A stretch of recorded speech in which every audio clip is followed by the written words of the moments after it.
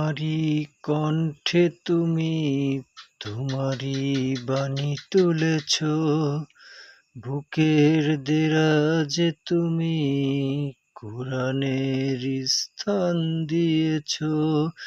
এত ভালোবাসো কেন মালিক আমায়, কি করে শুকুর তার করি আদায়। এত ভালোবাসো কেন মালিক আমায়, এত ভালোবাসো কেন মালিক আমায়, কি করে শুকুর তার করি আদায়। এত ভালোবাসো কেন মালিক আমায়, আমারই কণ্ঠে তুমি তোমারই বাণী তুলেছ। এত ভালোবাসো কেন